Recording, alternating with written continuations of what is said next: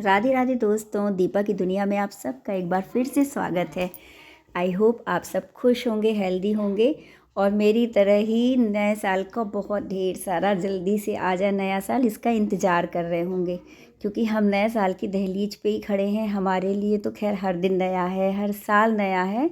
और जो ये नया साल आता है ना, वो एक नई उम्मीद, नए रेजोल्यूशन के साथ और बहुत सारी अपॉर्चुनिटी को साथ में आता है। और यही वो टाइम होता है जो हम अपने पास्ट को छोड़ करके फ्यूचर की प्लानिंग करते हैं और फ्यूचर की तरफ बढ़ते हैं। मतलब ये कहते हैं ना कि समय किसी के लिए नहीं रुकता। जो कल बीत गया तो बीत गया, आगे बढ़ते जाना, इसी का नाम ज़िंदगी है। मतलब जो गुजर गया उसके भरोसे नहीं रह सकते ना।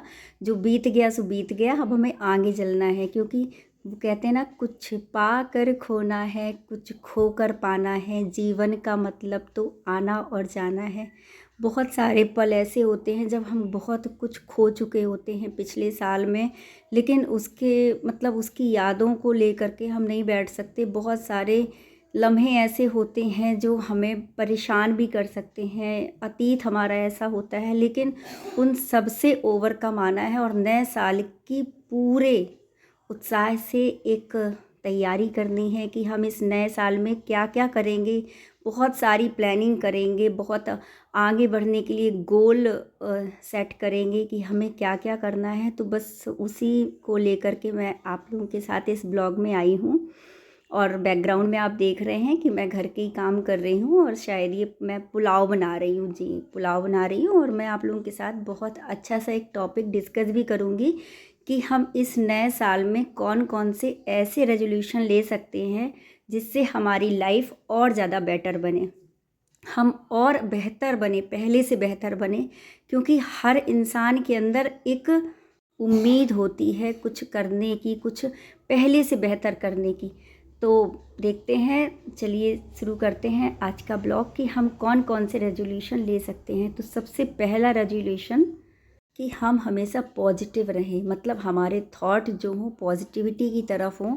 मतलब जो हो चुका है उसके ऊपर चिंतन ना करके हम आगे बढ़ने की कोशिश करें, पॉजिटिव रहें और कोशिश करें कि निगेटिव थॉट से बचें। उसके लिए ज़रूरी है कि हम कुछ ऐसा काम करें जो हमें आगे बढ़ने में मदद करे और निगेटिविटी के प्रति हमें दूर करे, मतलब निगेटिविटी से हमें दूर कर दे। तो ऐसे चीज़ें करनी है, ऐसे काम करने हैं, ऐसे लोगों की सराउंडिंग में रहना है, हमारी सराउंडिंग ऐसी हो जो पॉजिटिव हो। तो सबसे पहला काम यही करना है कि हमें अपने थॉट्स पॉजिटिव रखने हैं और चीज़ों को देखने का नज़रिया बदलना है। बहुत सारी चीज़ें ऐसी होती हैं जो हमें परेशान कर सकती हैं, तो उससे ओवरकम आना है, अपने डाउट से ओवरकम आना है, अपने डर से ओवरकम आना है, अपनी असफलताओं से ओवरकम आना है और उस पर वर्क करना है। मतलब पॉजिटिव रह के वर्क करना है कि हम एक नई जीवन की तरफ, क्योंकि साल बीत चुका है तो जो बीत गया उससे हमें सीखना है। जो बहुत सारी गलतियाँ हमारे जीवन में ऐसी हो जाती हैं, हमेशा पल पल होती हैं कि हम उससे, लेकिन हमें ओवरकम आना है, उन गलतियों से सबक लेना है। लेकिन उस गलती के लिए हमेशा गिल्ट में नहीं रहना, क्योंकि गिल्ट तो ऐसी चीज़ है जो हमें परेशान कर देती है। तो अपनी गलतियों से सीखना है और सुधार करना है और पॉजिटिविटी की तरफ बढ़ना है। तो पहला है कि हम हमेशा पॉजिटिव रहें, हमारी थॉट पॉजिटिव रखें। और दूसरा है टाइम मैनेजमेंट, क्योंकि टाइम बहुत प्रीसियस होता है, जो चला जाता है वो वापस नहीं आता। इसलिए उसको हम किस तरीके से मैनेज करें, क्योंकि हमारे जीवन में जो वर्किंग है या होम मेकर भी हैं, बहुत सारी लेडीज़ ऐसी हैं या मैन सबके लिए है कि हम अपने टाइम को कैसे मैनेज करते हैं, कौन सा काम ज़रूरी है। हम अपनी प्रायोरिटी लिस्ट बनाएं कि कौन सा काम हमारे लिए ज़्यादा इम्पोर्टेंट है और लिस्ट के अकॉर्डिंग ही हम सारे काम निपटाएं। तो जीवन में किसी भी काम को करने के लिए टाइम मैनेजमेंट बहुत ज़्यादा ज़रूरी है। जो टाला नहीं जा सकता उस काम को सबसे पहले प्रायोरिटी लिस्ट में करें, और जो काम थोड़ा सा सेकेंडरी है तो उसे हम बाद में कर सकते हैं, लेकिन टालना नहीं है। किसी काम को टालने से वो समय से पूरे हो ही नहीं सकते। फिर इसी में तीसरा संकल्प है जो हम ले सकते हैं, वो है कि हम अपने गोल सेट करें कि हमें इस नए साल में क्या करना है। जो पुराने साल में हम नहीं कर सके, पिछली साल हम नहीं कर सके। कुछ यूथ ऐसे होते हैं जो किसी बहुत अच्छे एग्ज़ाम की प्रिपरेशन कर रहे हैं, या फिर हम वर्किंग है, या फिर हम होम मेकर लेडीज़ के लिए भी ये चीज़ है कि हम बहुत सारे काम ऐसे होते हैं जो हम अपने लिए नहीं कर पाए, या अपने बच्चों के लिए नहीं कर पाए, या फैमिली के लिए नहीं कर पाए, और किसी कारण से वो काम रह गए हैं। तो हम अपने गोल सेट करें कि आखिर हमें इस पूरे साल करना क्या क्या है, और हमें टाइम किस हिसाब से टाइम को मैनेज करना है, और जो भी हमसे गलतियां हुई हैं उसे सुधारें और अपना गोल्स की तरफ बढ़ें। क्योंकि जब हम गोल सेट कर लेते हैं ना, तो हमें एक खुशी होती है जब हम उसे अचीव कर लेते हैं। क्योंकि जब हमने कोई चीज़ निर्धारित की कि हमें इस टाइम पीरियड में ये काम करना ही करना है, और जब हम वो एटलीस्ट अगर अचीव भी ना कर पाए, वो चीज़ हमें ना भी मिल पाई, तो हम कोशिश हमारी इतनी रहती है कि हम लगभग उसकी तरफ पहुंच जाते हैं। तो गोल सेट करना बहुत ज़्यादा ज़रूरी है। उससे हमारे अंदर एक कॉन्फिडेंस आता है कि हमें आगे बढ़ने के लिए मोटिवेशन मिलता है। और अगर हम कुछ सोचेंगे ही नहीं, गोल सेट ही नहीं करेंगे, तो हम आगे कहाँ से बढ़ेंगे, और हमें मोटिवेशन भी नहीं मिलता है, और ना ही हम उस तरफ एक प्रयास करते हैं। तो जब हम गोल सेट कर लेते हैं तो हम एफ़र्ट भी करते हैं। और फिर अगला संकल्प ये है कि हम अगर पेरेंट्स हैं तो हम अपने बच्चों के लिए टाइम ज़रूर निकालें। मतलब इस नए साल में हम ये संकल्प ज़रूर लें कि हमारे अगर छोटे छोटे बच्चे हैं या बड़े भी हैं, तो हम उनके साथ ज़रूर एक टाइम ऐसा डिसाइड करें कि हम उनके साथ बैठ कर के बातें कर सकें, अपनी फैमिली को टाइम दें। क्योंकि सबसे ज़रूरी चीज़ यही है जो चीज़ हम मिस कर देते हैं। तो ये बहुत ज़्यादा ज़रूरी है कि हम अपने बच्चों को, अपनी फैमिली को एक प्रॉपर टाइम दें। और अगर आप बच्चे हैं तो आप ये ज़रूर डिसाइड करें, अपने आप में एक संकल्प लें कि हम अपने पेरेंट्स को टाइम ज़रूर देंगे। अगर आप छोटे बच्चे हैं तो आप पेरेंट्स के साथ ही रहते हैं, लेकिन अगर आप पेरेंट्स से दूर हैं तो एटलीस्ट आप उनसे फ़ोन पे कनेक्ट ज़रूर रहें। आप डेली बात नहीं कर सकते तो 2 दिन में, 3 दिन में ज़रूर उस पेरेंट्स से ज़रूर बात करें, उन लोगों से ज़रूर बात करें जिन्होंने अपना सब कुछ आपके लिए लगा दिया है।